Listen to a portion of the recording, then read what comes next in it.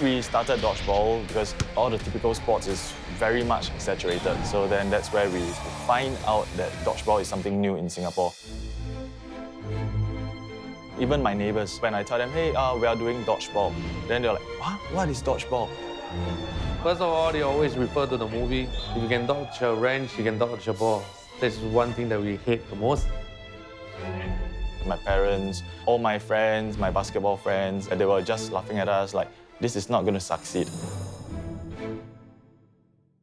这个运动在新加坡没有人玩，所以前途应该不是非常光明了。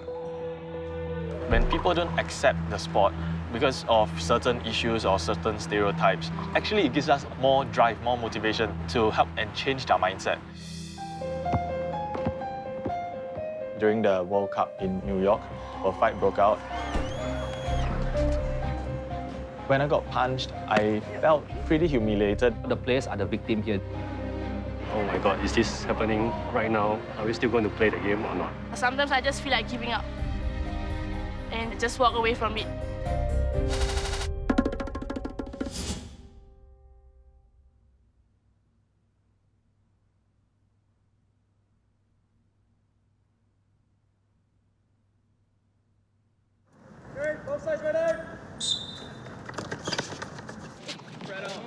Slow down, slow down. Left side, more ball.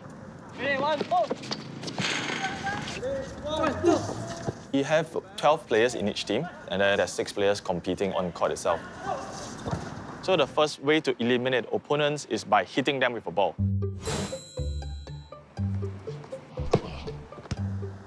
If you are hit by a ball, you will raise your hands and step out of the court. The second rule is if you catch a ball that the opponent throws, you effectively eliminate the thrower and you can revive a teammate.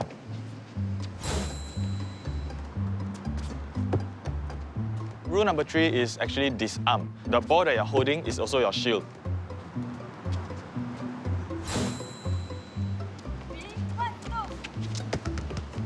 Rule number 4 is do not fall out of bounds or step on line.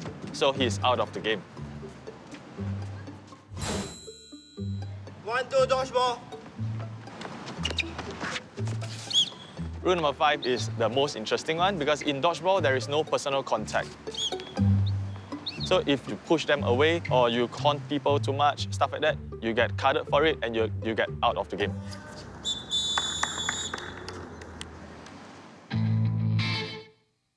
I used to be in the education industry for a long time. I do sports for many, many years. 2010, I was in this sports company whereby I was thinking of how do we get coaches to be certified in other sports.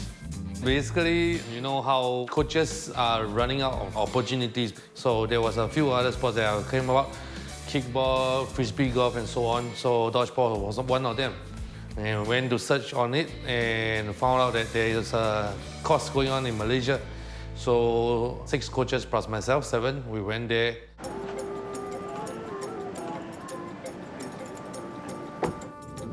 In 2010, Emmanuel and his coaching friends actually came over to Malaysia to do a coaching course with us. The idea was that they learn what we'll be doing as a national body so that they could introduce dodgeball in Singapore. We taught them what was dodgeball, how to play from scratch, and at the end of the day, we gave them a certification which we hope that it could help them to start promoting the sports in Singapore. That was the only coaching cert that was around in the market at the point of time. So we are a certified dodgeball coach. We started coaching in schools. Teachers had this idea that dodgeball is a bully game until they saw how we ran dodgeball. And then we had students with anger management issues. And then after they played dodgeball, they fell in love with it and they have been with us ever since. It's like basketball, soccer, you could make a career out of it.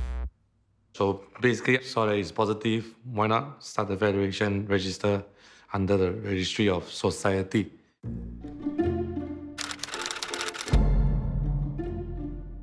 So in 2010, we registered our Dodgeball Association of Singapore. Then I was tasked to become the president of the association. Then Neil was the vice president.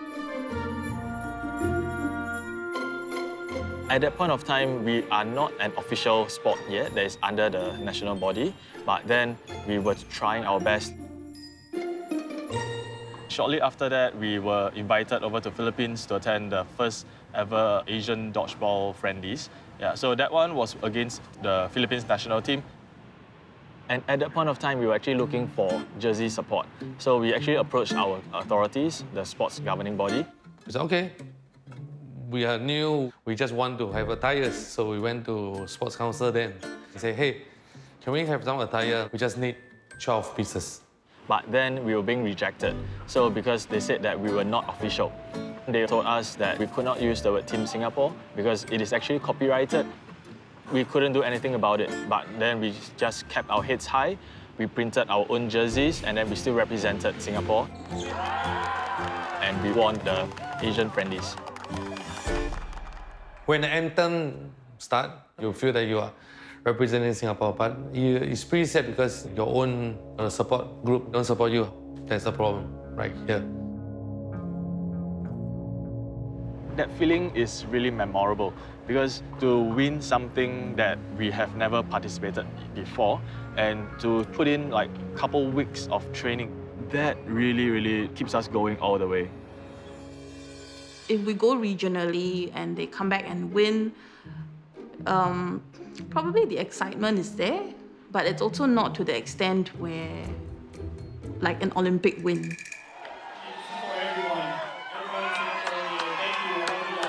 I think it's a lot to do with the fact that because it's not recognized as a national sport yet, so even if there's a win regionally or internationally, it's a personal glory. You know, if it's not recognized, then it's just a hobby. So the 2010 Philippine experience for dodgeball is a very good experience for us in the sense that we were treated like celebrities. It gave us this idea that, you know, troubles or obstacles is always going to be there. So we just have to challenge them, to tackle them as we move on. Then came back, decided to be serious. And the next big one was 2012 when the countries start coming in to have a competition. That's whereby we say, okay, we have to really get the national team together. Over the years to come, the number of schools that played dodgeball with us actually went down. They are not able to pursue dodgeball actively as a sport. So because of certain restrictions here and there, so we all quit our jobs and then we went into dodgeball full time.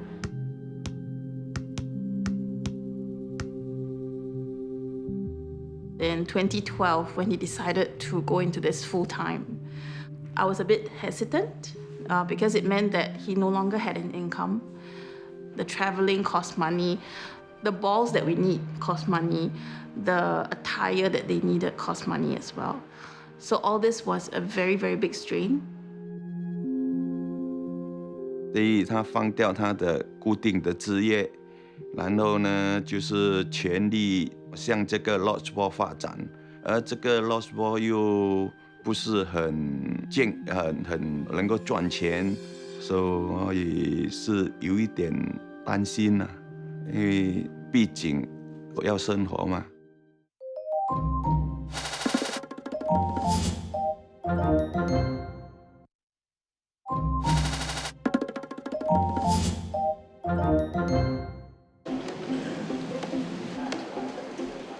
I think people right now, their perception of dodgeball, it's still pretty much as a childhood game.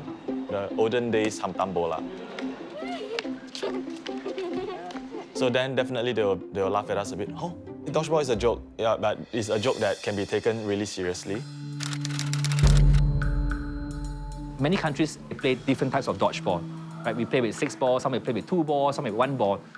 They were trying to introduce foam ball into WDBF. But the thing is, we started off with fabric dodgeball.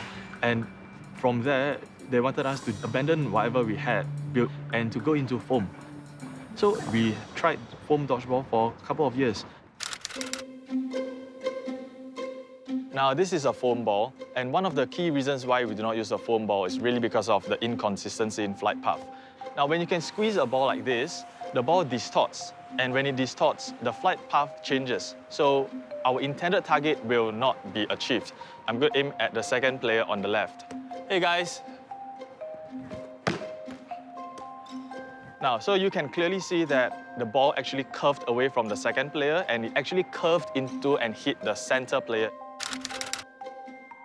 This is a fabric dodgeball. So this is the ball of choice that we use in our Dodgeball Association. When we want to throw at a target, we want the ball to go from point A to point B exactly. Now I will aim at the second player from my left. Hey guys. So this is one of the key reasons why we do not believe in using a foam ball in dodgeball itself, because of consistency. With that in mind, we went back into our fabric dodgeball. Then I received a call from Emmanuel, and then over that call, he told me, hey, WDBF kicked us out.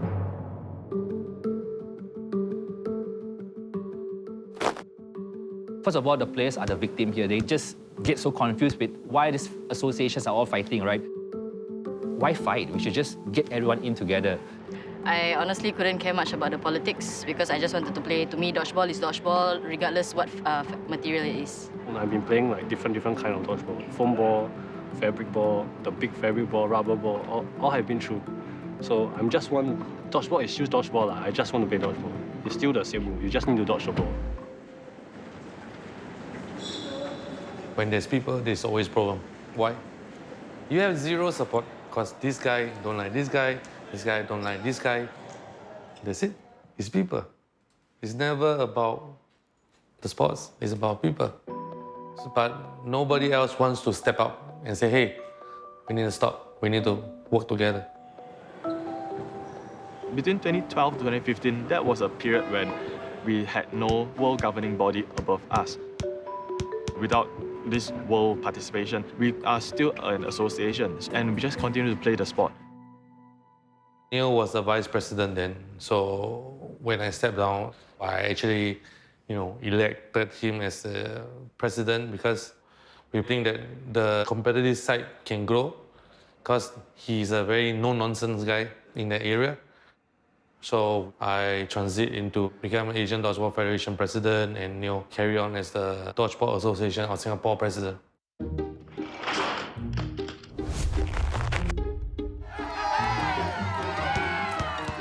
The World Dodgeball Association popped up and gave us confidence back into the sport.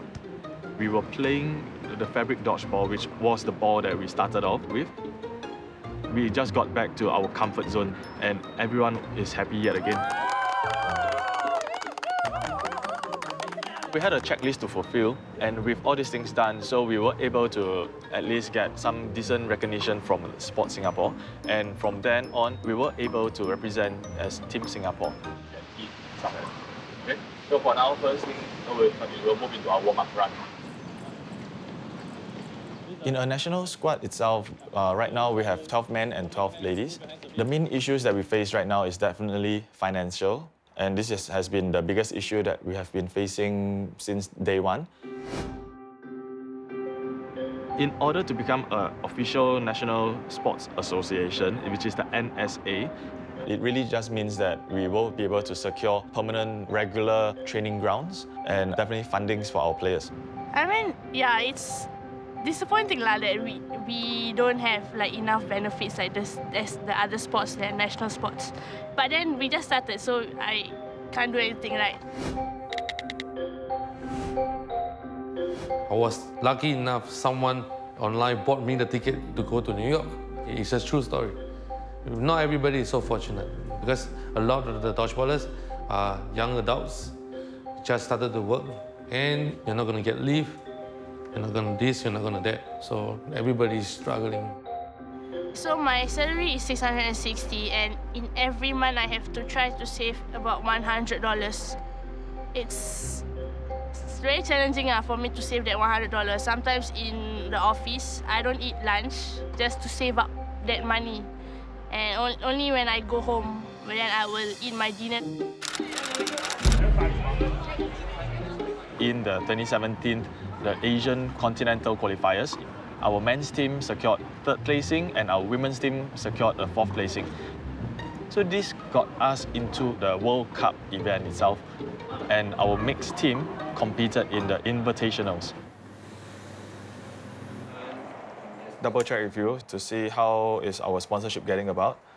We gotten our full apparel sponsor, and then we had a cash sponsor that got us to the Dodgeball World Cup. More or less enough to help us tide through some of our key expenses. I actually told our national team that we are all going for waxing, and it is a compulsory, unless with valid reasons. Hey, come on, let's organize the groups and let's go down and support this. And they are really paying us to sponsor us for the tournament. We got to push our players to be class models for them to wax off the hands, the legs, Brazilian and all that stuff.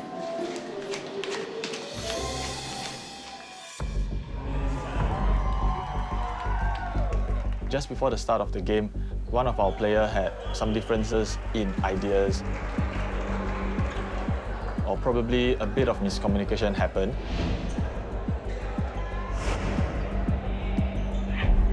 So a fight broke out. So then I got punched. Oh my God, is this happening right now? So are we still going to play the game or not?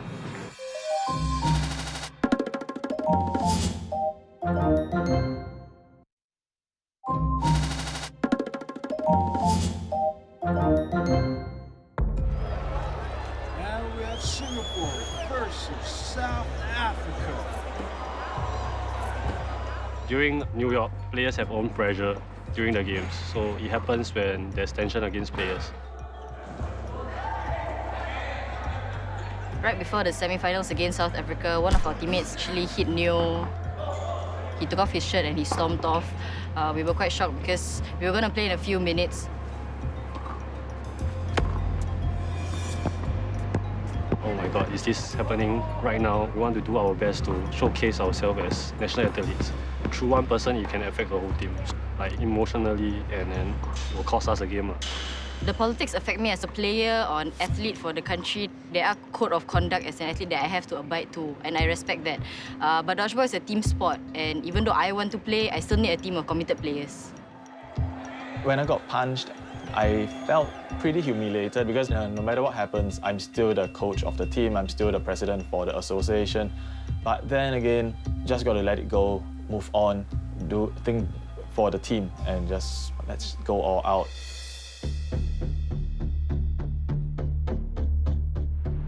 We just have to get whatever players that we have left to fill up that spot, and then we carry on with the match. But the good thing is that it became a blessing in disguise because our players, they were more motivated than ever at a point of time that we have to win. We won, we defeated South Africa. So that secured us the first, second placing against Japan in the finals in the next day.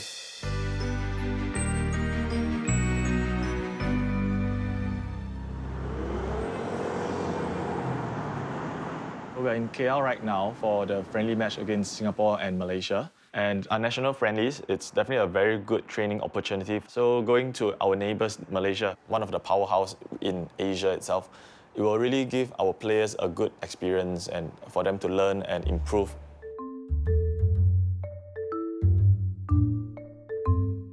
This is the place that our players are staying. So it's basically a dormitory for 9 players. And it only costs us about $5 per night. That is the only place that they can afford right now. I feel very unfair because because whether we are playing dodgeball, netball, or like soccer, we are all sportsmen, but then we are not treated equally. Compared to like the netball national team, they get to stay in hotel and all. We are not really recognized as like a legit sport. For like our upcoming Hong Kong trip, expenses will be paid by us as well. And then so it will be hard for like a few of us probably because we are mostly studying. It's about 800, yeah. So I'm not going to the Hong Kong trip because of the financial issues. Okay, captains, where are you? Make sure you have all your guys. we are not able to provide for the team. With even just all these simplest basic sponsorships or accommodation. All right, 1, 2, went there before with us. 10 years in, I've been trying to do all I can from all I know, trying to solve problems for people, trying to earn more trust. But then at the same time, like, I don't know, man.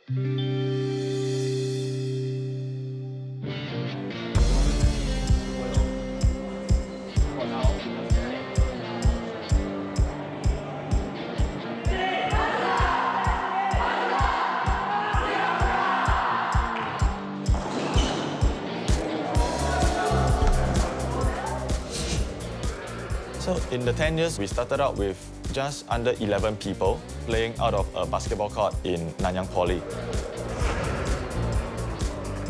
And then now with about 20 teams that's actively playing. So we have definitely grown many folds, and we would really want to do a lot better. I love these sports because this is where I put all my emotion through these sports. My goal is to be the strongest and motivating others to play these dodgeball sports. Next year is the Egypt World Cup, and I was like worried if I couldn't save enough to play for my country. And, but then I tell myself, whatever it is, I'm still going to work and sacrifice just to do everything for me to go to Egypt. And that there's no such thing as gender, race, or whatever, not strength, whatnot, is how you play again. People do make fun of us in dodgeball, but you have to look at the bigger picture. Money can buy his experience, so it's not stupid. I will do it all over again, no problem. Success is not final, failure is not fatal. It is the courage to continue that counts, and we will continue.